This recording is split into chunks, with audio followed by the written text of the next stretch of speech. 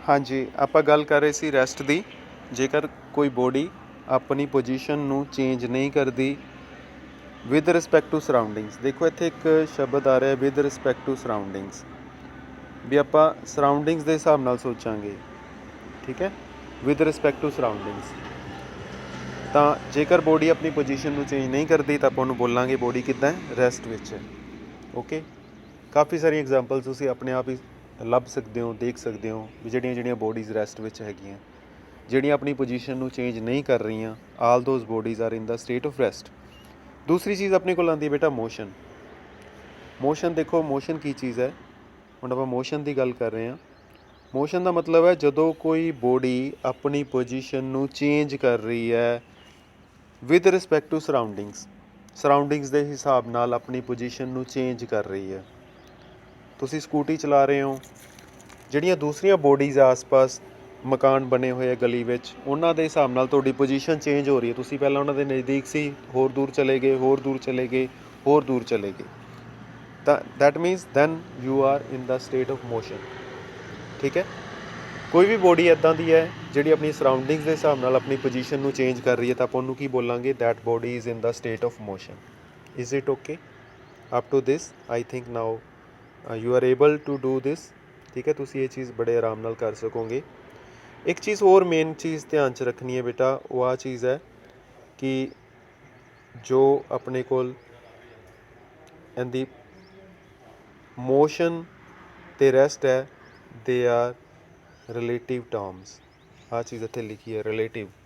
ਇਹਦਾ ਕੀ ਮਤਲਬ ਹੁੰਦਾ? ਰਿਲੇਟਿਵ ਦਾ ਮਤਲਬ ਹੈ ਵੀ ਦੋਨੋਂ ਇੱਕ ਦੂਜੇ ਦੇ ਹਿਸਾਬ ਨਾਲ ਹੈ।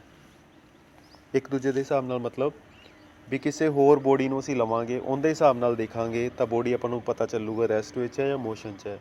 ਵੀ ਆਪਾਂ ਨੂੰ ਇੱਕ ਹੋਰ ਬੋਡੀ ਕੰਸੀਡਰ ਕਰਨੀ ਪਊਗੀ, ਸਿਰਫ ਉਹਦੇ ਹਿਸਾਬ ਨਾਲ ਆਪਾਂ ਦੱਸ ਸਕਾਂਗੇ ਬੋਡੀ ਰੈਸਟ ਵਿੱਚ ਹੈ ਜਾਂ ਮੋਸ਼ਨ 'ਚ ਹੈ। ਇੱਕ ਤੁਹਾਨੂੰ ਮੈਂ ਐਗਜ਼ਾਮਪਲ ਲੈ ਕੇ ਦੱਸਦਾ।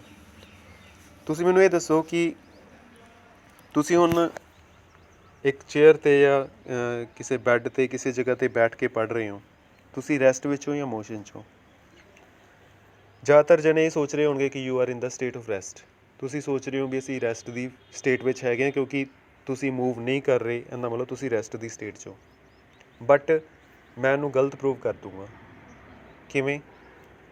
Because the earth is moving around the sun. ਆਪਾਂ ਨੂੰ ਸਾਰਿਆਂ ਨੂੰ ਪਤਾ ਹੈ ਨਾ, ਠੀਕ ਹੈ। ਅਰਥ ਘੁੰਮ ਰਹੀ ਹੈ ਕਿਹਦੇ ਅਰਾਊਂਡ? ਸਨ ਦੇ ਅਰਾਊਂਡ, ਔਰ ਕੰਟੀਨਿਊਸਲੀ ਘੁੰਮ ਰਹੀ ਹੈ। That means even now it is moving.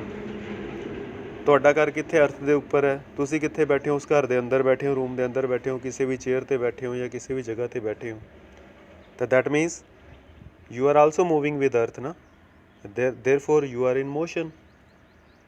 ਠੀਕ ਹੈ।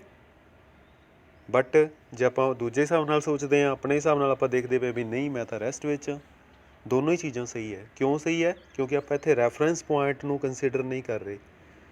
ਦੇਖੋ, ਜੇ ਤੁਸੀਂ ਰੈਫਰੈਂਸ ਮੰਨ ਲਓਗੇ ਆਪਣੇ ਰੂਮ ਦਾ, ਕਿਸੇ ਵੀ ਬੋਡੀ ਨੂੰ, ਮੰਨ ਲਓ ਤੁਸੀਂ ਚੇਅਰ 'ਤੇ ਬੈਠੇ ਹੋ, ਤੁਸੀਂ ਇੱਕ ਟੇਬਲ ਨੂੰ ਰੈਫਰੈਂਸ ਮੰਨ ਲਿਆ। ਹੁਣ ਟੇਬਲ ਦੇ ਹਿਸਾਬ ਨਾਲ ਤੁਸੀਂ ਦੇਖੋਗੇ ਆਪਣੀ ਪੋਜੀਸ਼ਨ, ਵੀ ਤੁਹਾਡੀ ਪੋਜੀਸ਼ਨ ਚੇਂਜ ਹੋ ਰਹੀ ਹੈ ਜਾਂ ਨਹੀਂ ਹੋ ਰਹੀ। ਤੁਹਾਡੀ ਪੋਜੀਸ਼ਨ ਨਹੀਂ ਚੇਂਜ ਹੋ ਰਹੀ ਤਾਂ you are in the state of rest. ਪਰੰਤੂ ਨਾਲ ਆਪਾਂ ਕੀ ਦੇਵਾਂਗੇ? ਰੈਫਰੈਂਸ ਬੋਡੀ ਕਿਹੜੀ ਲਈ ਹੈ? ਟੇਬਲ। ਟੇਬਲ ਦੇ ਹਿਸਾਬ ਨਾਲ ਅਸੀਂ ਰੈਸਟ ਵਿੱਚ ਆਓ। ਕਰੈਕਟ ਡੈਫੀਨੇਸ਼ਨ ਹੋ ਗਈ। ਹੁਣ ਇਹਦੇ 'ਚ ਕੁਛ ਗਲਤੀ ਨਹੀਂ ਹੈ। ਠੀਕ ਹੈ। ਜੇ ਅਸੀਂ ਸਨ ਦੇ ਹਿਸਾਬ ਨਾਲ ਜਾ ਕੇ ਦੇਖੀਏ, ਜੇ ਅਸੀਂ ਸਨ 'ਤੇ ਹੋਈਏ, ਸਨ ਤੋਂ ਸਾਨੂੰ ਕੀ ਲੱਗੂਗਾ? ਸਨ ਦੇ ਉੱਪਰ ਖੜ੍ਹੇ ਹੋ ਕੇ, ਸੂਰਜ ਦੇ ਉੱਪਰ ਖੜ੍ਹੇ ਹੋ ਕੇ ਸਾਨੂੰ ਕੀ ਲੱਗੂਗਾ? ਅਰਥ ਇਜ਼ ਮੂਵਿੰਗ।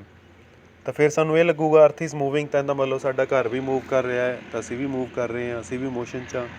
ਜੇ ਅਸੀਂ ਸਨ ਦੇ ਹਿਸਾਬ ਨਾਲ ਸੋਚਾਂਗੇ, ਰੈਫਰੈਂਸ ਅਸੀਂ ਸਨ ਨੂੰ ਮੰਨ ਲਈਏ, ਤਾਂ ਫਿਰ ਅਸੀਂ ਮੋਸ਼ਨ 'ਚ ਹਾਂ। ਜਿਵੇਂ ਇੱਕ ਸਿੰਪਲ ਹੋਰ ਐਗਜ਼ਾਮਪਲ ਆਪਾਂ ਲੈ ਸਕਦੇ ਹਾਂ। ਟ੍ਰੇਨ ਦੇ ਅੰਦਰ ਆਪਾਂ ਸਫ਼ਰ ਕਰਦੇ ਹਾਂ, ਦੋ ਪਰਸਨ ਆਮਣੇ ਸਾਹਮਣੇ ਦੋ ਸੀਟਸ ਦੇ ਉੱਪਰ ਬੈਠੇ ਆ ਟ੍ਰੇਨ ਵਿੱਚ, ਤਾਂ ਉਹ ਦੋਨੋਂ ਕੀ ਹੈ?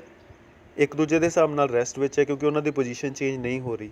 ਪਰ ਇੱਕ ਥਰਡ ਪਰਸਨ ਜਿਹੜਾ ਬਾਹਰ ਖੜ੍ਹਾ ਟ੍ਰੇਨ ਤੋਂ, ਉਹ ਦੇਖ ਰਿਹਾ ਟ੍ਰੇਨ ਚੱਲੀ ਜਾਂਦੀ ਹੈ, ਉਹ ਡੱਬਾ ਚੱਲੀ ਜਾਂਦਾ ਹੈ, ਉਹਦੇ ਵਿੱਚ ਉਹ ਦੋਨੋਂ ਬੰਦੇ ਬੈਠੇ ਉਹ ਵੀ ਚੱਲੀ ਜਾਂਦੇ ਆ। ਇਹਦਾ ਮਤਲਬ ਉਹਦੇ ਹਿਸਾਬ ਨਾਲ ਉਹ ਦੋਨੋਂ ਪਰਸਨ ਕੀ ਹੈ? ਮੋਸ਼ਨ 'ਚ ਹੈ। ਤਾਂ ਰੈਫਰੈਂਸ ਦਾ ਫਰਕ ਹੈ ਵੀ ਆਪਾਂ ਕਿਹਦੇ ਹਿਸਾਬ ਨਾਲ ਲੈ ਰਹੇ ਹਾਂ। ਓਕੇ ਹੋ ਗਿਆ? ਤਾਂ ਇਹ ਰਿਲੇਟਿਵ ਟਰਮਸ ਹੈ। ਤੁਸੀਂ ਇਕੱਲੀ ਕਿਸੇ ਬੋਡੀ ਨੂੰ ਨਹੀਂ ਕਹਿ ਸਕਦੇ ਵੀ ਇਹ ਬੋਡੀ ਮੋਸ਼ਨ 'ਚ ਹੈ, ਇਕੱਲੀ ਕਿਸੇ ਬੋਡੀ ਨੂੰ ਆਪਾਂ ਇਹ ਨਹੀਂ ਕਹਿ ਸਕਦੇ ਰੈਸਟ ਵਿੱਚ ਹੈ। ਆਪਾਂ ਨੂੰ ਨਾਲ ਇੱਕ ਹੋਰ ਬੋਡੀ, ਇੱਕ ਹੋਰ ਰੈਫਰੈਂਸ ਪੁਆਇੰਟ ਕੰਸੀਡਰ ਕਰਨਾ ਪਊਗਾ। ਉਹਦੇ ਹਿਸਾਬ ਨਾਲ ਆਪਾਂ ਸੋਚ ਕੇ ਦੱਸਾਂ।